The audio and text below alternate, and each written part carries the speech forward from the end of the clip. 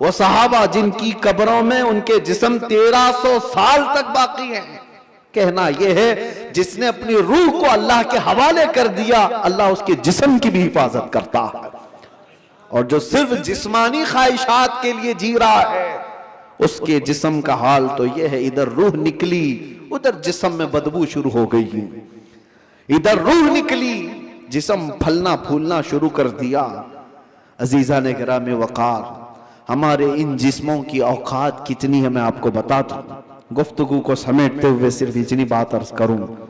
کہا گیا ہے کہ قبر میں ہماری تختیاں بند کر کے جب لوگ چلے جاتے ہیں قبر کی مٹی میں، آپ کو اندازہ ہے، آپ ممبئی کے قبرستانوں کو دیکھتے ہیں اور بہت جلدی یہاں قبریں کھولی بھی جاتی ہیں، لیکن جہاں نہیں کھولی جاتی وہاں کے لیے بھی میں بتا رہا ہوں، دفن کر کے چلے جانے کے بعد ایک دن کے اندر، صرف ایک دن 24 گھنٹے جب گزر جاتے ہیں تو پیٹ میں کا اور دماغ میں کا پورا پانی پیپ کے ذریعے سے یا کسی طرح سے اس کے ناک اور منہ سے باہر نکل جاتا ہے، اس کے کانوں سے سب نکل جاتا ہے.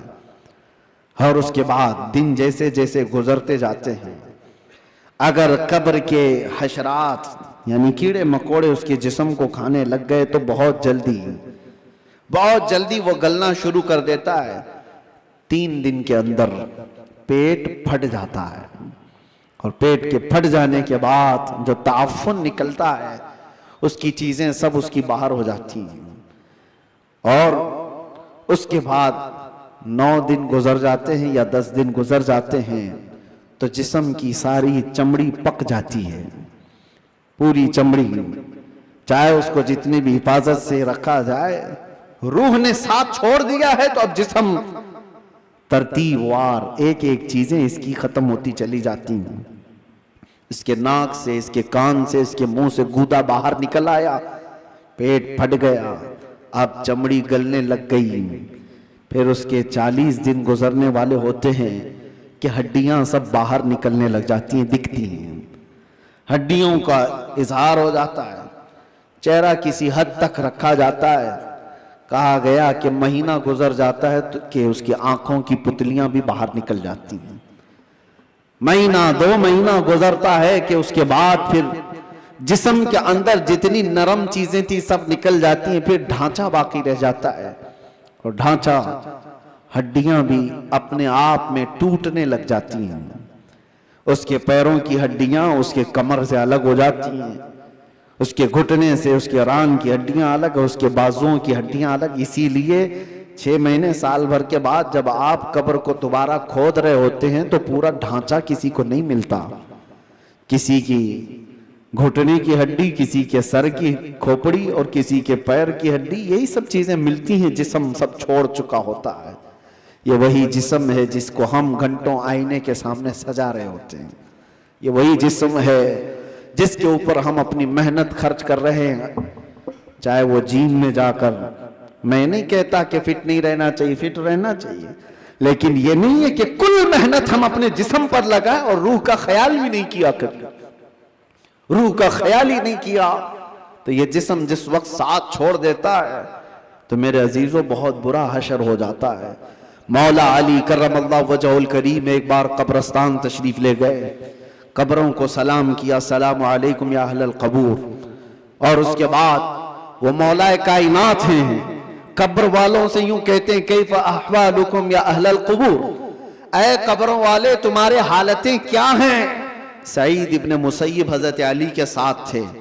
حضرت علی رضی اللہ تعالیٰ عنہ کے شاگرد، مدینے کے مشہور تابعی سعید ابن مسیب کہتے ہیں میں مولا علی کو دیکھ رہا تھا، وہ قبر والوں سے پوچھ رہے ہیں، تھوڑی ہی دیر کے بعد آپ کی آنکھوں سے موٹے موٹے آنسوؤں کے قطرات نکلنے لگے اور ہزاروں قطار آپ رونے لگے. سعید ابن مسیب پوچھتے ہیں مولا علی کرم اللہ وجہہ الکریم سے کہ سرکار آپ ان سے بات کر رہے ہیں اور رو کس بات پر رہے ہیں؟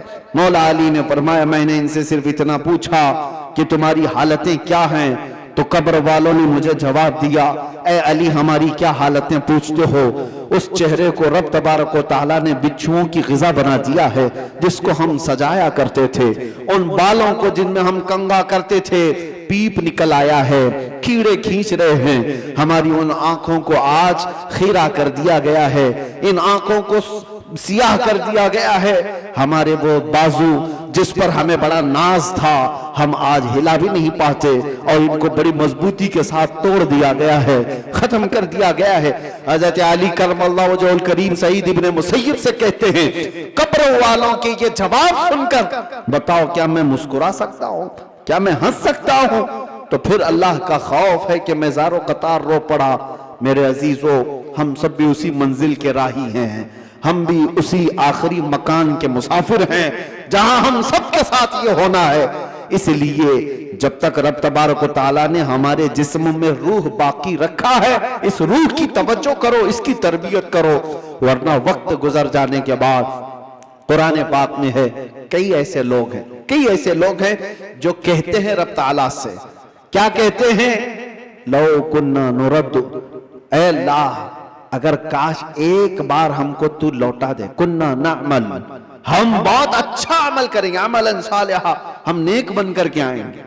लो नुरद्दु, हम लौटा दिए जाएं, अगर एक बार हमें दोबारा दुनिया में भेज दे, हम पक्के मोमिन बन करके आएंगे, हम नेक इबादतगार बन करके आएंगे। रब ताला फरमाता है कल्ला, हरगिज नहीं, जो वक्त था वो बीत चुका, अब अमल का वक्त नहीं, अब सिर्फ हिसाब का वक्त है, अब सिर्फ हिसाब का वक्त है। इसीलिए अरबी में एक मकौला मैं पढ़ता था अपने तालिबे इल्मी के जमाने में, मैंने तो अपने सिराने पर उसको लगाया हुआ था, हासिबू कब्ल अन तुहासबू, अपना हिसाब पहले पूरा कर लो, इससे पहले कि तुम्हारा हिसाब लिया जाए। अपना कैलकुलेशन पूरा करेक्ट करके रख लो कि इससे पहले कि तुम्हारा हिसाब लिया जाए। अजीजा निगरानी, आज हमारी जिंदगियां ऐसी हैं, हम इनकम टैक्स के डर से तो अपना हिसाब पूरा सही करने की कोशिश तो करते हैं, सीए को दे दिया, उसको दे दिया, सबसे पूछताछ करके कि कहीं कोई लूप होल्स ना रह जाए ताकि हम पकड़ में ना आए। बैंकों के मामलात सही कर रहे हैं कि कहीं हम ईडी के छापे में ना आ जाए, इनकम टैक्स के छापे में ना आ जाए। ये ज्यादा से ज्यादा तुम्हें क्या कर सकते हैं, इस जिंदगी में ही तो सजा दे सकते हैं, लेकिन इनको छुपा भी सकते हो अपने मामला। सीए तुम्हें छोटे रास्ते भी बताता है और अलग शॉर्ट रास्ते भी बताता है, लेकिन उस रब्बुल आलमीन की बारगाह में तुम कोई हीला बहाना नहीं कर सकते। यअलमु खाइनतल अयुनि व मा तुख्फी सुदूर, वो तुम्हारी आंखों की खयानत को भी देख रहा है और दिल में छुपे हुए हालात को भी देख रहा है। उसके दरबार में क्या छुपा सकते हो? और जो फरिश्ते तुम्हें कब्र में पूछने आएंगे वो रिश्वत भी नहीं लेते, वो किसी के बारे में सिफारिश को कबूल भी नहीं करते। उनका हाल तो ये है जितना रब ने उनको हुक्म दिया वो पूरा करके ही रहते हैं। अगर फरिश्ता रिश्वत लेने वाला होता तो कितने तो मालदार पैसे देकर इजराइल अलैहिस्सलाम से जान तो बचा लेते, अपनी रूह निकाले जाने से बचा तो लेते। जहां बंदा डॉक्टरों को पैसे देता है, मलकुल मौत को भी तो दे सकता था, लेकिन पूरी दुनिया को ये मालूम है कि फरिश्ता रिश्वत नहीं लेता, ना ही ये किसी को एक मिनट आगे पीछे होने देता है। जब ये सारे मामला तय हैं और सबको मालूम है, तो आओ मेरे अजीजों उस बारगाह मुस्तफ़ा सल्लल्लाहु अलैहि वसल्लम में, जहां मेरे आका सल्लल्लाहु ताला अलैहि वसल्लम ने इंसानों की तरबियत फरमाई, उनकी रूह की तरबियत फरमाई। वो कौन थे जो सहाबा बने? शराब की जिंदगियां उनकी भी थी, जुए की जिंदगियां उनकी भी थी, बच्चियों को पैदा होते ही गर्दन मरोड़ करके मार देने वाली जिंदगियां उनकी भी थी, माँ और बहनों को बाजारों में नीलाम कर दिया जाता था, अरब की ये जिंदगी थी। लेकिन एक अरब ने आदमी का बोलबाला कर दिया, खाक के जर्रों को हमदोशे सुरैया कर दिया, खुद न थे जो राह पर औरों के हादी बन गए, क्या नजर थी जिसने मुर्दों को मसीहा कर दिया।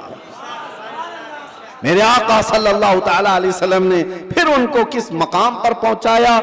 ये वो अरब के बद्दू लोग थे जिनको दुनिया वहशी कहती थी, मगर मेरे मुस्तफा सल्लल्लाहु अलैहि वसल्लम की तरबियत में आए तो फिर मकाम ये बना असहाबी कन्नुजूम। खुद मेरे आका ने फरमाया मेरे सहाबा सितारों की मानिंद है, जिसकी भी पैरवी करोगे हिदायत पा जाओगे। उनको बुलंद मकाम हुआ था किया कि चांद भी उनको देखे तो रश्क करे। वो मकाम मेरे आका की उस जलोत खाने में, उस खलवत कदे में हुआ है। इसीलिए दुनिया की यूनिवर्सिटियां, दुनिया के स्कूल जिस्म तो बना सकते हैं और मदीने का दरबार तुम्हारी रूह को बनाता है। روح کو بناتا ہے۔ بارگاہ مصطفیٰ صلی اللہ علیہ وسلم میں ہم اپنے آپ کو سرنڈر کریں، اور اسی لیے میرے آقا نے فرمایا لا یؤمن احدکم حتی یکون ہواہ تبعا لما جئت بہ، اس وقت تک تم میں سے کوئی بھی مومن نہیں ہو سکتا جب تک اپنی خواہشات کو میری مرضی کے مطابق نہ بناتے۔ جب تک آپ اپنی خواہشات کو رسول اللہ کی مرضی کے مطابق نہیں کرتے تب تک تو پکے مومن بھی نہیں ہیں۔ اسی لیے آج یہ عہد کرو کہ ہمارا جینا مرنا حضور کی مرضی کے مطابق ہوگا، حضور پاک کی مرضی کے مطابق ہو تو پھر روح بھی طاقتور ہوگی۔ اسی لیے میرے مرشد نے کہا زندگی یہ نہیں کسی کی کسی کے لیے، زندگی ہے نبی کی نبی کے لیے۔ ارے نا سمجھ مرتے ہیں زندگی کے لیے، جینا مرنا ہے سب کچھ نبی کے لیے۔ یا رسول اللہ دہن میں زبان تمہارے لیے، بدن میں ہے جان تمہارے لیے، ہم آئے یہاں تمہارے لیے اور اٹھے بھی وہاں تمہارے لیے۔ جب بندے کا یہ عقیدہ بن جائے تو پھر دیکھو اس کی زندگی میں انقلاب کیسے آتا ہے۔ رب تبارک و تعالی ہم سب کو ہمارے کمزور جسموں سے نجات عطا کر مضبوط روحانی طاقت عطا فرمائے۔ مولا کریم ہماری آنکھوں میں نور مصطفیٰ عطا فرمائے، ہمارے دل کو وسوسوں سے محفوظ فرمائے، ہمارے بازوؤں میں قوت حیدری عطا فرمائے۔ مولا کریم اس پوری امت کو اصلاح کی توفیق عطا فرمائے۔ رب العالمین ہمارے درمیان صلاح الدین پیدا فرما، ہمارے درمیان خالد ابن ولید کے نقش قدم پر چلنے والا جوان عطا فرما، صحابہ کا سچا شیدائی عطا فرما، غوث و خواجہ کا غلام ہمارے خاندانوں میں عطا فرما۔ رب العالمین ہماری جمعہ کو قبول فرما، حاضرین کے سجدوں میں لذتیں عطا فرما۔ وآخر دعوانا ان الحمدللہ رب العالمین۔ السلام علیکم۔